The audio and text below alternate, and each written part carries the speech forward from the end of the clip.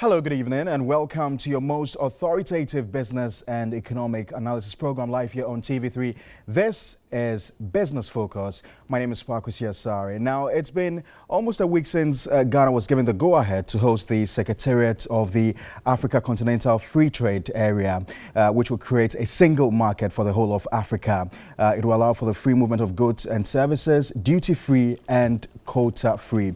It would open up a market of to nearly 1.2 billion people with cumulative gross domestic product of about $3 trillion. That's almost comparable to that of the Indian economy. And this will rival the EU as the biggest, trade organization in the world. But before this agreement kicks in, there's been controversy over foreigners trading within Ghana's retail market. This has been a long-standing issue. Lately, we've seen Ghanaian traders go to the shops of these foreigners to evict them forcefully from their shops. And, lots of the victims have been Nigerian nationals. Today, we've got all the major stakeholders to help us do an analysis of this particular issue. And we'll talk a bit about the Africa Continental Free Trade and also find out what this means for us as a country.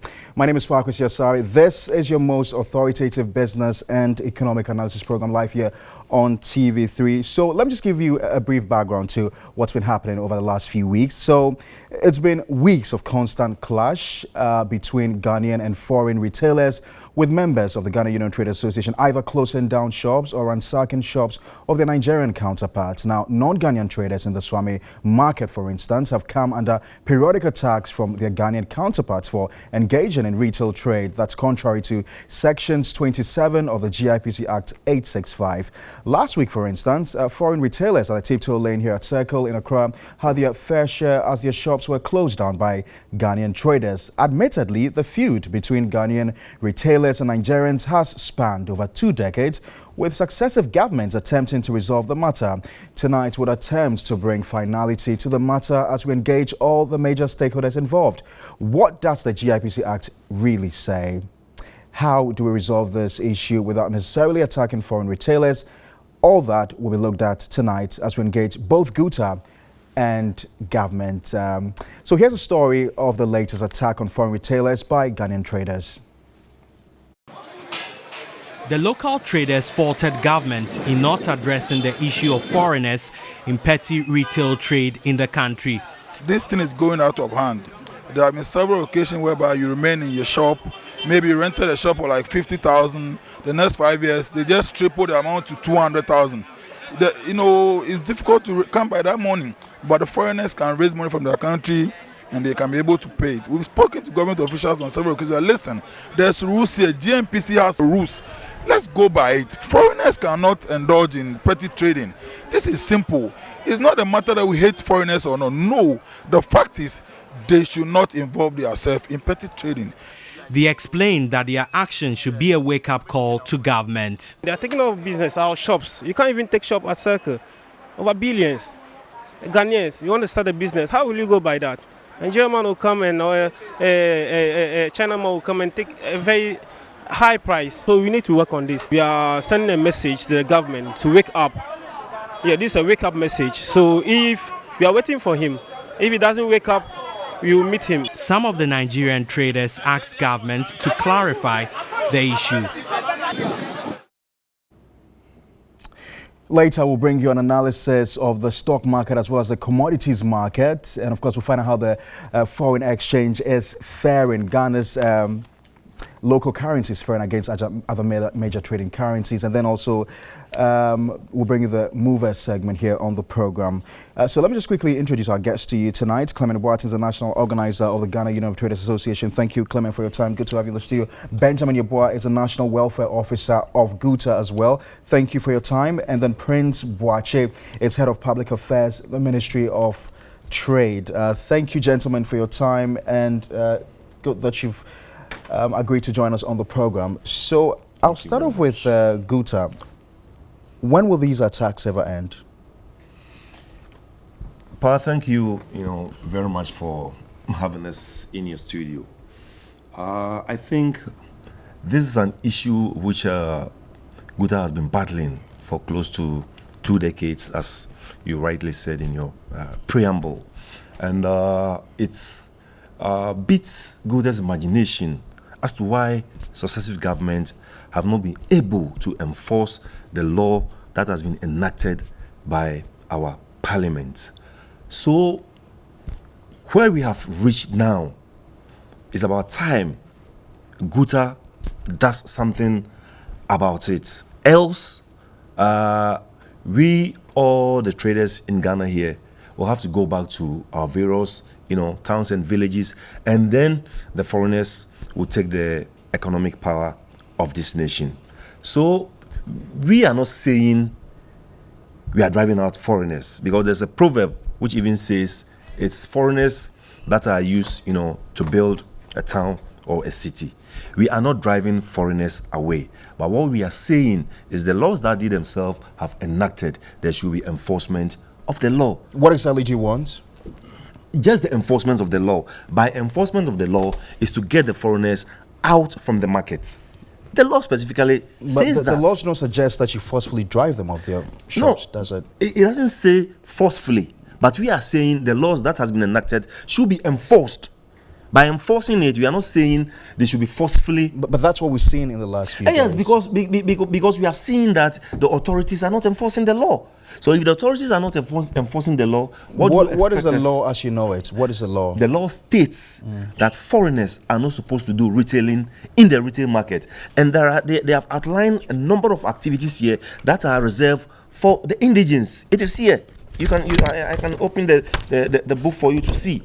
A lot of activities line up for indigenes which foreigners are not supposed to engage. And the law specifically says... But the fact that you see a foreigner Yes. in the retail market Yes. doesn't necessarily suggest that he's behind the business, does it? Oh, okay, we are aware that some of our locals or some of our Ghanaians are fronting. But even the laws debars that. That a Ghanaian cannot employ a Nigerian to work in the retail market? You can employ a Nigerian, but a Nigerian that you're supposed to employ must be of a skilled... It must be of a skilled... The law, it says here, it must be of a skilled labor. So you cannot just go and employ, an unskilled person to come and sit at your shop as an employee. I'll come back to you, Clement. Prince is the head of public affairs at the Ministry of Trade. Prince, what's the position of the ministry on this matter? Thank you very much. The position of the ministry is nothing different from the position of Guta, Babasi. We have laws in this country passed by our sovereign parliament, and the laws must be enforced or seen to be enforced. And that's exactly what we are all craving for.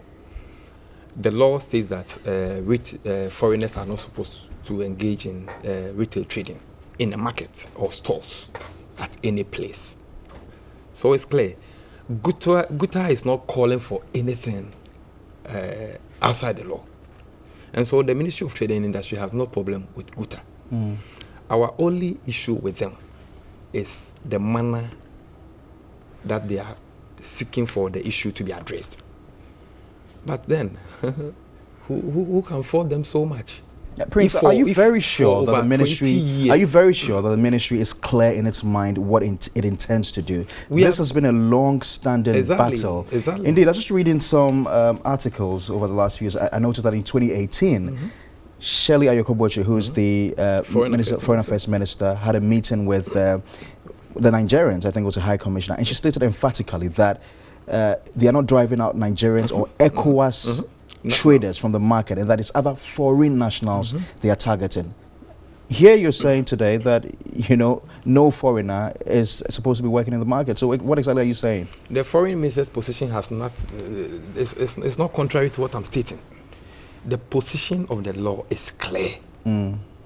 It does not differentiate between an Indian, a Chinese, a U.S. national, and... But the minister had said that the target was not ECOWAS traders. I'm happy with your choice. Which includes Nigerians. I'm happy with your choice of words. The target.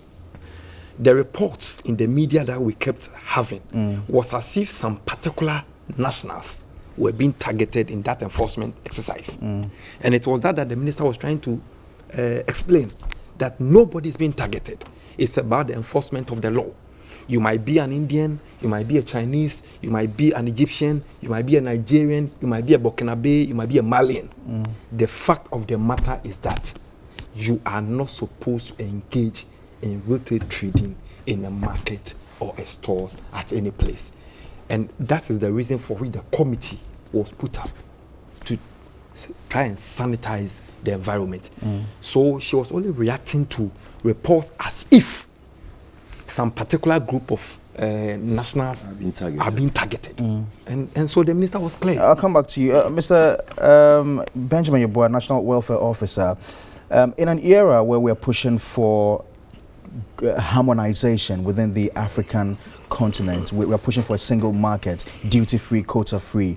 Ghana is likely, in fact, Ghana has gotten the secretariat has gotten the license to host the secretariat of the Africa Free Continental Free Trade. Is this not being, you know, too archaic, the manner in which we're driving out these foreigners, the manner in which we're pushing them out of their shops and stores? Yeah, my brother, thank you very much. You see, the point is, what is happening is basically because even though we have laws, those that are to enforce the laws are rather sleeping on their job. Now, you see, you realize that even with what this African free trade liberalization, you realize that Nigeria was very slow in signing. They were adamant. Yes, why so? Because they are a sovereign country, and then therefore they feel they have to look at it critically to see that these, whatever we are talking about, do not affect their indigenous. So Nigeria, I'm just using them as an example, they have been very, very particular about that. Every time they want to ensure that they recognize there are so many of them.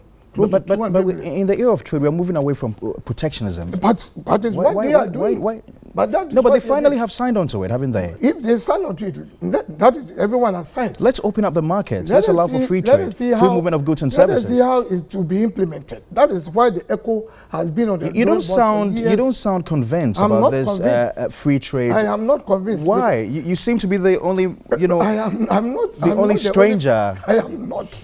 The point is that people will sign onto it. You're not excited about the fact that we're opening up to a market of nearly 1.2 billion people with a cumulative gross domestic product of 3 trillion. The Francophone countries, they are okay within their territory. What are you protecting?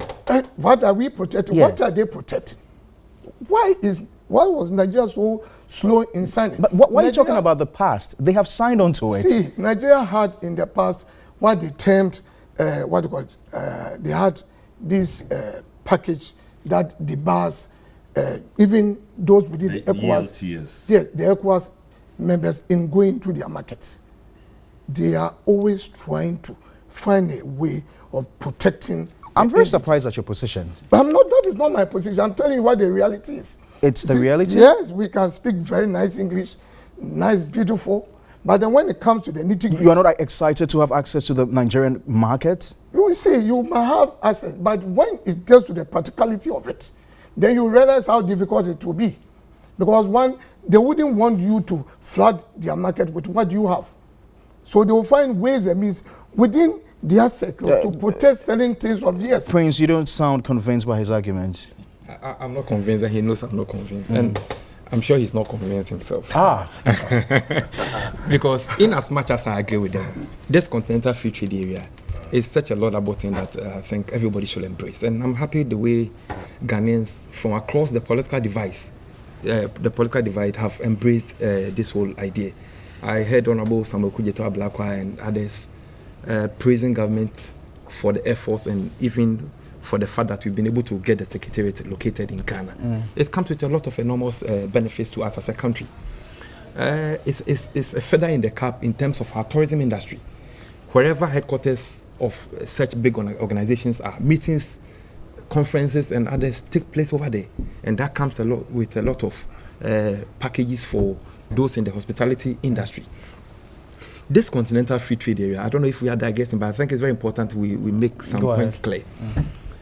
We have 7 priority clusters within this continental free trade area. We're looking at, number 1, we are looking at the productive capacity. So for you to benefit, you need to be a country that is serious at your industrial transformation agenda. And I think Ghana is way ahead when it comes to that, with our one district, one factory initiative, with our planting for food and jobs and all that. So we are expanding the productive capacity to be able to access the wider market that is available to us as a continent. But the difficulty Clement and Benjamin have with you is that you haven't even finished tackling the issue of foreigners within the retail market, and you want to open up the market to a larger community of people. The two are different. They have no correlation. You're looking at foreigners engaging with a trade. We are talking about continental free trade area where there is duty-free, quota-free access to markets. The fact that we have continental free trade area does not mean that all other rules within the World Trade Organization cease to operate. We have what we call the rules of origin. The fact that we are operating in Africa and the fact that Nigerians have the right to access the Ghanaian market, the fact that Ghana has the right to access the Algerian market, does not mean that you can just get up, go to India, go to China, import goods from China, bring it into Ghana, and because you are a Ghanaian, decide then to export those goods into the Algerian market or into the Egyptian market. No. The goods that you are exporting into other markets as part of you being part of the continental free trade area must originate from the source country. So it has nothing to do with that. So we in Ghana implementing our one district, one factory, trying to boost our industrialization. Whatever we are producing in Ghana as part of the 1D, 1F can be exported into any other African country. We are talking about countries that have trade policies in place to be able to harness the benefits of the continental free trade area. We have an industrial policy in Ghana. We have a trade policy in Ghana. We are talking about access to finance. In Ghana, access to finance is not much of a challenge, especially with regards to the implementation of the 1D, 1F, access where to you are finance aware. Is not a challenge in Ghana? I'm being specific about what government is doing, targeted investments. How is access to finance not a challenge in Ghana? Thank you. I'm talking about the one district, one factory. I'm using the growth poles. And in terms of the 1D, 1F, you are aware of the incentive packages that have been passed by our sovereign parliament, where any factory, any individual that is engaged on the 1D, 1F have access to incentive packages. You go to the bank for loans as a private person, not on board the 1D, 1F, the interest rates that will be given to you, because you are part of the 1D, 1F, government absorbs 50% for you. Is that not good enough? I think Clement is. Let me. I hope my good friend is not getting me wrong. Look, well, I'm not. What is happening to Africa is very beautiful and nice. Policies. Good. But my worry is that, you see, Ghana, we are so receptive, you understand, that these things come, and then we don't get the best out of it. We shouldn't put the cart before the horse. What he's talking about, why do you want to laud it, is a very great initiative. But the thing is that policies and laws that are enacted by Parliament, and others are not respecting it. And we are finding it difficult to really check them, for them to know that, look, you can't just walk into any country and decide to say, oh, I love this country, I'll decide to stay here without any documentation. It doesn't happen. But it's happening here, because you walk to just tiptoeing circle, and then you see a foreigner, might be a Nigerian, sitting in a shop, and you ask him, have you registered your company? What are you talking about? He says, no, have you gone to the Register General? He said, which one now be that? Meaning he doesn't even know what you are talking about. And there are people who are supposed to check that person to ensure that he or she go by the laws. So if we have the fine, beautiful policies and laws, but we as a country do not check, he's talking about free trade goods moving in and out. No one has stopped that. But the point is that if people do not respect your own sovereign laws and they decide to stay, or they decide to import goods from the eastern countries into their country and then move them to our porous borders into their country and sit there and sell, some without even paying taxes. And we are finding it difficult to have those people who are supposed to check them, and we are embracing more. That is what happened to the CET, the ECOWAS Common External Tariff. We embraced it beautifully. In the long run, what were we looking at? Because we were finding difficulties because we've not done our homework well. Interest rates were high. We were having difficulties in various ends. Before we realized, we were paying so much high duties on goods into the country. Meanwhile, we were not even manufacturing them, but we were, by the tariffs, paying very high. And then our friends were not even have enough to bring them in, and they were importing and then passing it to the borders to the country. What kind of system? So some of the policies are not well coordinated. They're not well coordinated. We are just in the system, data really not working and all that. See, we should be very serious and take serious steps in checking things that are supposed to be checked. Otherwise, yes, we'll have a free trade within movement. What ECOWAS treaty, isn't it the same thing? It's because of free trade, and what happened? They decided that, look, even though there's free trade among the ECOWAS country, they will not just do that, but will rather now migrate and stay without any documentation. And they've been doing that for a long time. Mr. Barton, let me take Mr. Barton's on it. Yeah, it's not that we're against the African continental free trade policy. And if you want to compare that policy to that of ECOWAS protocols, ECOWAS protocols, there are some difference because in the African continental free trade policy, I don't know whether it's really specified there, like how the ECOWAS protocol is, because for the ECOWAS protocols, you are supposed to spend 90 days within the 16-member countries to do whatever business that you are doing, and then you go back to your home country, which is not being respected. But with regards to the African continental free trade, I don't think there is something. Well, I don't know whether if there is some limitations like that, and I'm sure there will be some limitations. But because you cannot just send goods there and then before they realize you acquire a shop there, and then you'll be residing in the country without going through the country's sovereign laws. So this is what we are talking about. That with regards to the ECOWAS protocol that the Nigerians always, pride themselves with, that because they belong to the ECOWAS, they should be allowed to do whatever they want to do here. If you want to do whatever you want to do here, you must go by the country's sovereign laws, which means that you have to get a resident permit, you have to get a working permit, and then even if you acquire all those regulations, you are not even supposed to be in the market. You can just go somewhere and then do your business. Yes. Ben, Prince? Pharmacy. What's the way forward? The way forward, and I keep telling my brethren, I think that Guta, and for that matter Ghanaians, should appreciate the facilitation role the Ministry of Trade and Industry is playing. And so far they've not given us any indication that they don't appreciate what we are doing. And so I think we're happy with that position that they have. They know we are doing the best that we can. They keep referring to a law.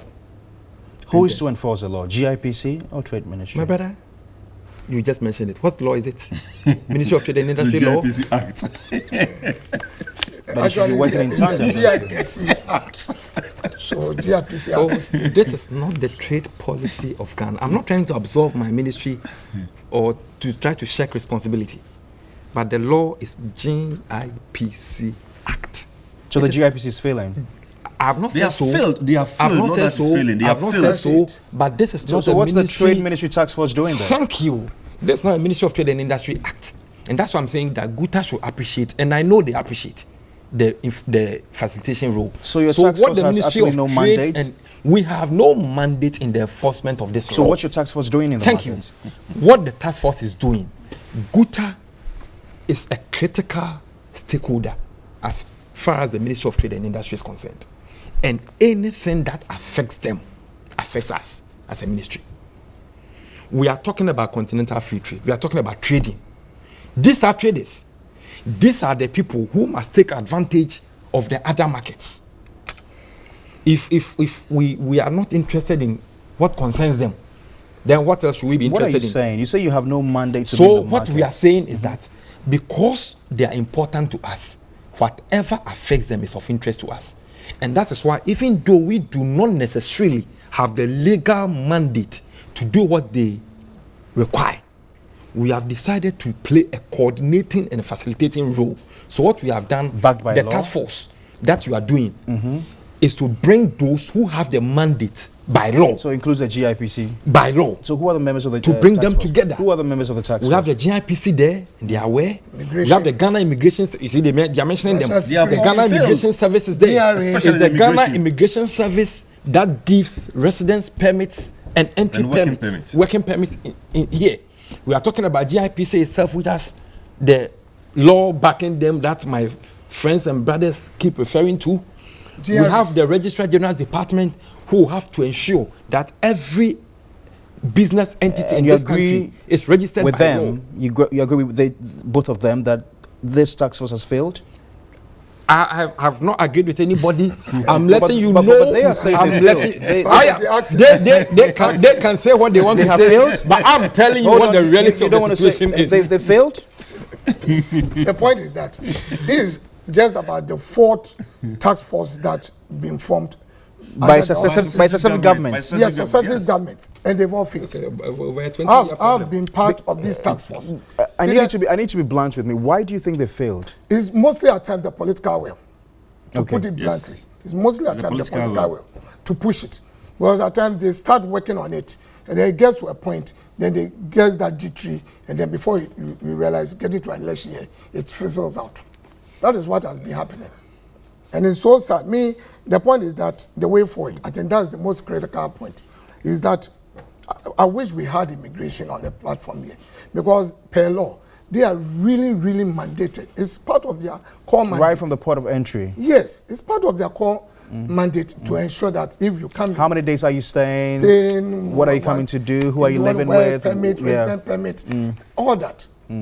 You ask anyone, do you see immigration officers in town really checking anything? No.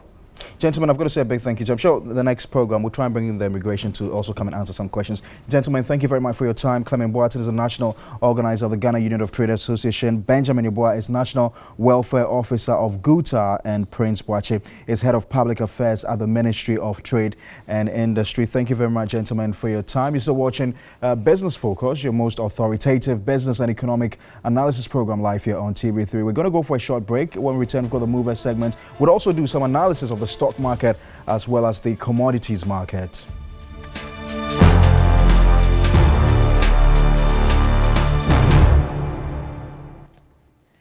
All right, welcome back to your most authoritative weekly business and economic analysis program live here on TV3. My name is Parkus Yasari. I've been joined in the studio by Eddie Nam with First Bank Financial Services to help us do some analysis on the stock market as well as the commodities market. Eddie Nam, the stock market has not been faring pretty well. What's happening now? Okay, so as you just said, the downtrend has continued. Last week we saw 10 stocks record losses and only 2 recorded gains. And the losses has been dominated mainly by financial stocks. We all know what's happening in the financial industry. But I thought we were seeing a recovery. Well, there's a recovery, but investors are not convinced. We saw the closure of several microfinance institutions. Right. So this is driving a lot of negative sentiments around the financial stocks. Right. Do we expect this to continue even in the second half of the year? Yeah, this is likely to continue because Bank of Ghana has also indicated about the cleanup exercise for for the savings and loans. So if this is going to happen in the third quarter, we still expect to see investors react. I need us to the news. get our listeners and our viewers to understand what really this means. If financial stocks are not performing well, what does this mean? What this even really means is it's a good time to enter the market because the financial stocks are currently cheap. Yes, so it's a good time to enter and then make gains when the recovery happens for the financial stocks. So it's a buying time for investors actually. Is it? Yes. Wow. Okay, so what do we expect for next week? So for next week, we still expect the downtrend for financial stocks. We still expect financial stocks to continue the downtrend, and this will take a toll on the composite index. Yes, right now we're at about a negative 9.8%. We are nearing negative 10%. Yeah, so the stock market is not doing too well. What's been the analysis? We're entering into the second half of the year. Yeah. From January till date, how would you generalize? Okay. So a summary of the market has been a downtrend in financial stocks. In the past years, we've seen financial stocks drive a lot of the returns on the market. So this year, when it's not very good news for them, we're seeing the entire market suffer. Okay, so let's look at the commodities market, the price of gold, cocoa, and oil. What's it been? Okay, so last week was a very good week for all the three export commodities for Ghana. For Brent, we saw some significant increases, and this was mainly because for the U.S. crude inventories, we saw a decline, and this sent across a signal of doom for supply. Yes, and OPEC has also said we're extending the cuts in crude oil production. So it's going to be an increase in prices? Yes, because if supply is suffering, then it means supply might not meet demand. Absolutely. Yes. And this is driving the price. And why are you saying it's good for Ghana? Why is it good news if the prices are going up? Okay, so it's good for governments, but it's not good for the consumers at the pumps. Yes. So it's good for governments. You can generate some extra foreign exchange revenue, but then for the consumers at the pumps, will feel the pinch. Okay, quickly, let's talk about cocoa as well. For cocoa, it's also been a good news. There's been a new policy between Ghana and Ivory Coast, and they set a price floor at about $2,600 per ton. So what this means is from 2020, which is the year they're going to implement the policy, on the world market, cocoa is going to go for $2,600, which is significantly higher than the prices we've seen it trade at. Yes. So is it good news for government as well as the cocoa farmers? Yes, it's good news for the cocoa farmers because government has said we are going to give 70% of the $2,600 to farmers. Right. So this is expected to improve upon their livelihood. Okay, let's talk about gold. Yes, for gold was also a good week. There's a lot of uncertainty on the international markets. We know about the U.S.-China trade war. Right. Yes, this is when gold is a safe haven commodity. So when there's uncertainty, it drives the prices up. So right now, a lot of people like to keep their investment in gold. Yes, in gold. Yes, just so that they just cover their backs if the stock market doesn't do well. And then the forex. Yes, so for the forex, we saw a decline in significant depreciation of the CD against the dollar a couple of months back, but we've seen a little recovery, and right now the depreciation we're seeing is about 8%. So we've seen some stability. Well, it's been the worst half-year performance in about 4 years. Yes, but right now we are seeing some stability. Yes, dividend payments are over, which was one of the reasons which was accounting for the depreciation. So we are seeing some improvements now. Edinam Nyatefe, I've got to say a big thank you to you. I'm sure we'll be seeing more of you in the coming days. So Edinam Nyatefe is with the First Bank Financial Services. We'll do the Entrepreneurs Corner today. We give you a few tips about the art of selling.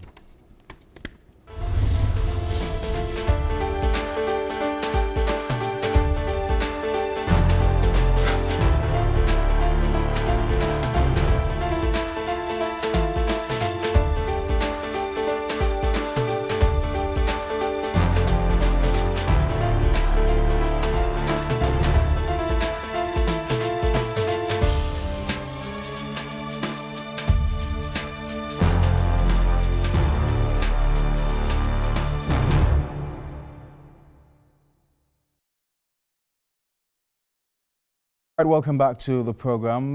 This is Business Focus, your most authoritative weekly business and economic analysis program live here on TV3. We're going to go for a short break. When we return, I'll introduce the mover segment.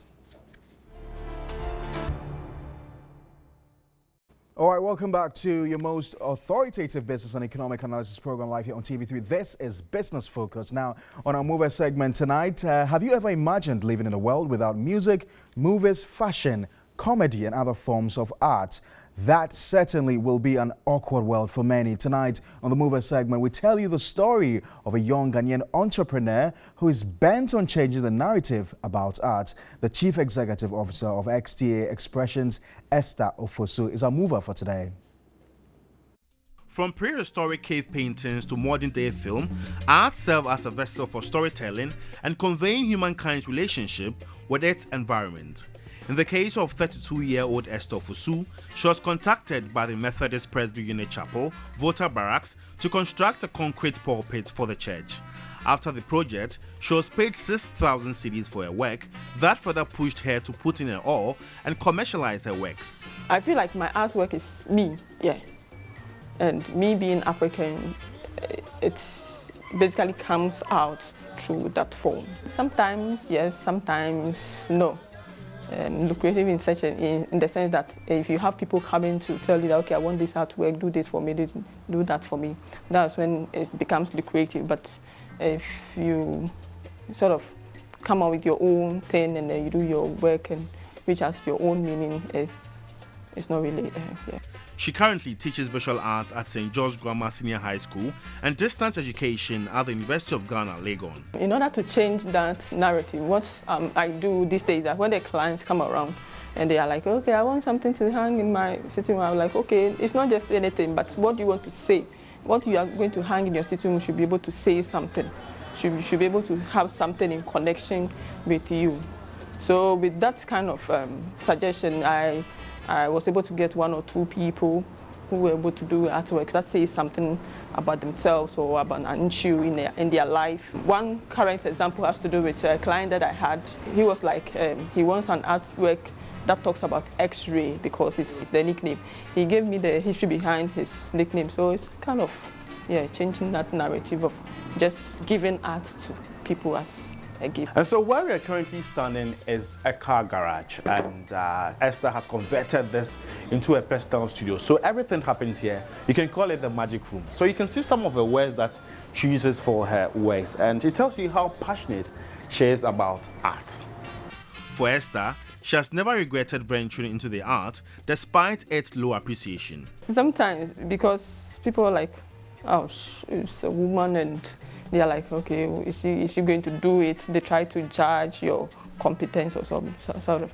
I had one experience where I had to send, he wanted a drawing, and I had to send samples of drawings more than 5 or 6 times to him, and he was like saying again and all the stuff. So they tend to doubt your competence if you see that you're a woman and you are venturing into a man's world. So this very work we are working on is meant for Chaluete, one of the greatest art festivals in Ghana, and it's slated for August at Jamestown. And so this very piece here is going to be exhibited in August at Chaluete. Business, she says, is seasonal, but on good days, she cashes in more, particularly from Westerners who mostly request for abstract works. It's a bit difficult. A bit difficult is that in the sense that it's not about producing the work. Yeah, you can get capital to start the work, but one other problem is how to do with advertisement, how to advertise your business. Because it was when I was doing the work for my first work that somebody was like, oh, okay, so do we have somebody like this in whole, and like, oh, I'm surprised. So it's like, it has to do with the advert. For the business you establish, but it all depends on your ability to advert for you to get more clients.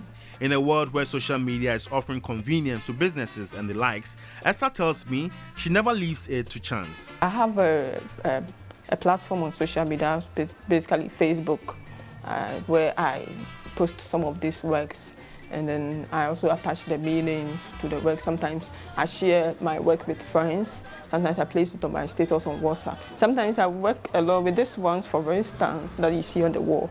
I do them alone, but when it has to do with site-specific work, where I'll have to go and do the work, mounted work, and the work is very huge, then I call for people to help me. Yeah, I have 1 or 2 friends that come in to help me.